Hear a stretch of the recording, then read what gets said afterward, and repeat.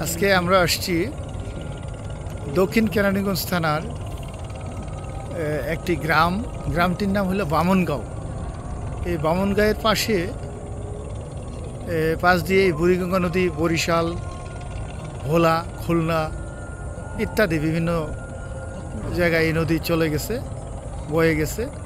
তো এই ঠিক সন্ধ্যাবেলা এই মনোরম দৃশ্য নদীমাতৃক দেশের, এবং এই যে এখানে দেখেন পাশে একটি ডকইয়ার্ড রয়েছে, সেখানে জাহাজ তৈরি হচ্ছে। এই যে বড় বড় জাহাজ, এই যে আপনার বড় বড় জাহাজ দেখছেন, এই জাহাজগুলি তৈরি হচ্ছে এখানে।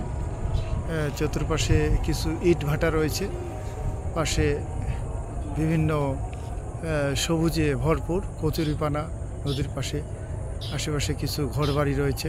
এই যেগুলো সব ডকইয়ার্ড। এবং অপর পাশে, এই নদীর অপর পাশে, সেটি হলো নারায়ণগঞ্জের সম্ভবত সিদ্ধিরগঞ্জ। হ্যাঁ, সেটি নারায়ণগঞ্জ জেলা। ওখানে এই যে মিটি মিটি বাতি জ্বলছে, পাশ দিয়ে বুড়িগঙ্গা নদী বয়ে গেছে, সুদূর বরিশাল, ভোলা, খুলনার ওদিকে চলে গেছে। হ্যাঁ, অত্যন্ত মনোমুগ্ধকর দৃশ্য সূর্যাস্তের সময়, এখন মাগরিব। হ্যাঁ, এই যে যখন বিভিন্ন লঞ্চ আসা যাওয়া করছে, আমরা অনেক দূরে 2-3টা লঞ্চ দেখছি, লঞ্চ দুটি আসছে।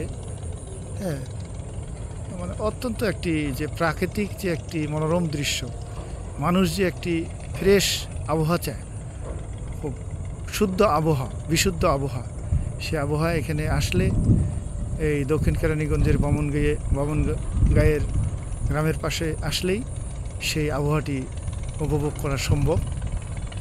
প্রতিনিয়ত এখানে লোকজন আসে। আমরা এখানে স্থানীয় লোকজনকে জিজ্ঞাসাবাদ করে জানতে পারলাম যে এখানে সারাদিন অনেক দর্শনার্থী মানুষ এখানে এসে প্রাকৃতিক সৌন্দর্য, নদীমাতৃক দেশের সৌন্দর্য উপভোগ করে থাকেন।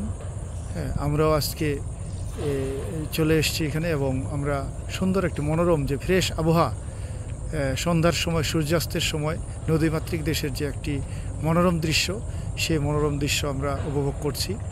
হ্যাঁ, অত্যন্ত একেবারে খোলামেলা জায়গায়, আকাশ যেন আমাদের দিকে তাকিয়ে আছে, আমরাও আকাশের দিকে তাকিয়ে রয়েছি। নদীমাতৃক দেশ কত সুন্দর। দেখা হবে আগামী পর্বে কোনো এক জায়গায়। আসসালামু আলাইকুম।